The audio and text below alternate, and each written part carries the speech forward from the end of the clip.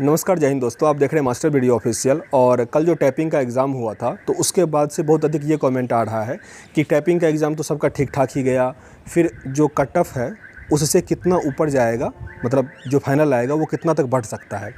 तो इसको लेके बहुत अधिक प्रश्न था। एक चीज़ समझिए, फर्स्ट शिफ्ट का तो ही बात नहीं करेंगे क्योंकि उन लोगों का बहुत अधिक बढ़ सकता है, क्योंकि उन लोगों का एग्ज़ाम जो है वो संभवतः ग्रुप डी का जो फर्स्ट फेज़ ख़त्म होगा और सेकंड फेज़ शुरू होगा, उसके बीच में एक दिन का टाइम है, संभवतः उसमें वो ले ले, या नहीं तो फिर उसके बाद टाइम देगा। तो टाइपिंग पे लोग और अधिक लग जाएंगे। तो जाहिर सी बात है, सबका टाइपिंग अब जो रिजल्ट आने के बाद शुरू किए होंगे सबका 26-27 तक टाइपिंग जा रहा था।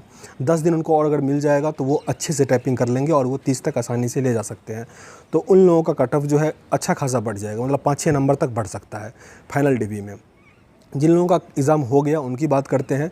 तो हालांकि कहने के लिए सब एवरेज कहा है, ठीक ना, लेकिन गलतियां उसमें इस टाइप से हो जाता है कि आपको पता नहीं चल पाता। जैसे मैं ही कह रहा हूँ 12-13 गलती मेरा हुआ है, लेकिन क्या होता है ना कि जैसे कोई लाइन छूट गया या किसी लाइन को हम रिपीट कर दिए, वो तो मेरे समझ से परे है ना। कभी कौन सा बटन काम नहीं किया होगा, नहीं दबा होगा, या फिर स्पेस या बैक स्पेस कुछ ऐसा हुआ होगा, तो ये सब हमको पता नहीं चल पाता है। 10-12 तो मैं 12-13 जो भी है वो तो मैं समझ रहा हूँ कि ये गलती है, तो इसीलिए सब अपने हिसाब से तो जो किया है सो किया है, लेकिन उसमें भी बहुत सारा मतलब गड़बड़ हो जाता है। तो इसीलिए अगर ये कहा जा रहा है ना अभी कि सब जोन में 4-5 कट ऑफ बढ़ जाएगा, 4-5 नंबर अधिक बढ़ जाएगा, ऐसा नहीं होगा। हाँ, बढ़ेगा जिस जोन का कट ऑफ कम है, ठीक ना। जैसे कि आप चेन्नई का ले लो, बेंगलुरु का ले लो, मतलब बेंगलुरु का हालांकि कम नहीं था, एक एवरेज था, पर जिस सब का थोड़ा कम है उस सब का कट ऑफ बढ़ सकता है। लेकिन जिस सब का पहले से ही अधिक है, इलाहाबाद, रांची, ये मालदा, सिकंदराबाद, पटना, जिस सब का कट ऑफ पहले से ही हाई है, उसका क्या बढ़ेगा। उस सब का यार आपका अगर कट ऑफ पे भी जा रहा है और अगर आप टाइपिंग क्वालिफाई हो, यकीन मानो बहुत अधिक चांस है, 90% चांस हो जाएगा।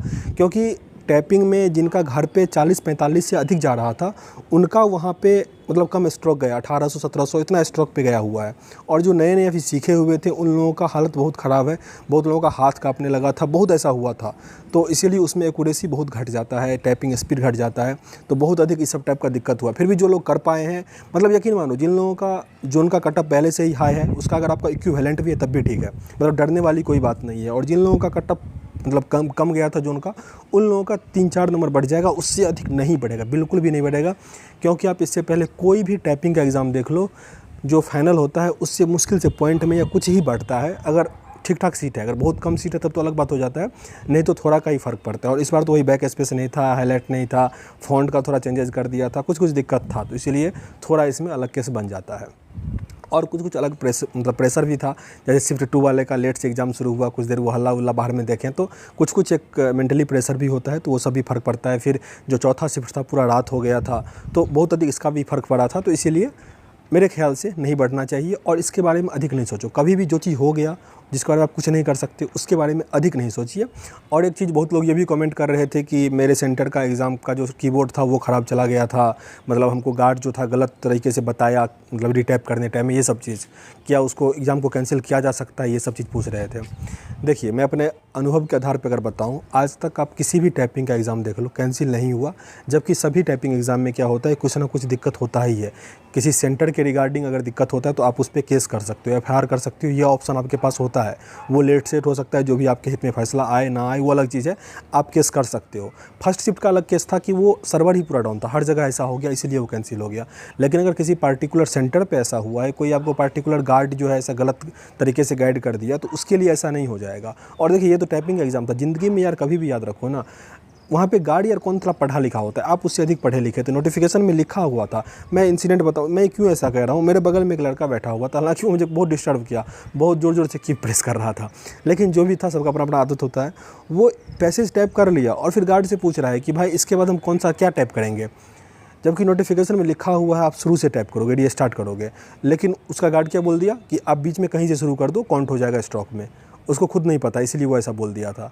और अगर वो बीच से किया होगा तो उसका सत्यानाश है, क्योंकि वो काउंट नहीं होगा, क्योंकि वो कंप्यूटर है ना, वो तो सीधा पैसेज वो चेक कर रहा है। तो इसीलिए अगर आप पूरी गार्ड की बातों पे चले गए हो तो यार गलत है, नोटिफिकेशन में लिखा हुआ था। जो चीज़ नहीं लिखा गया था, जैसे स्पेस दबाना है या इंटर दबाना है, उसमें गार्ड का बात मान लीजिए, क्योंकि वो एग्जाम कंडक्ट करवाता है। लेकिन जो नोटिफिकेशन में नहीं लिखा, जो लिखा हुआ है, उसके लिए आप गार्ड से कहे आप पूछे जा रहे हो। तो इसीलिए जो रिटैप वाला गलत किया यार, वो तो मतलब क्या बताएं आप लोग। फिर आप लोग कमेंट लिखोगे कि यार आप भी तो हमारा साथ नहीं दे रहे हो, लेकिन खुद तो सोचो, नोटिफिकेशन में चीज़ लिखा हुआ था कि शुरू से आपको टाइप करना था। और कीबोर्ड का ये सब चीज़ लेके आप एफआईआर कर सकते हो। इसको लेके आरआरबी तो डायरेक्ट नहीं करेगा, हाँ केस बेस के थ्रू जो हो कुछ आपको अलग बंदोबस्त कर दे या जो कर दे, ठीक ना। तो ये रास्ता आपके पास ओपन है, तो आप ये कर सकते हो।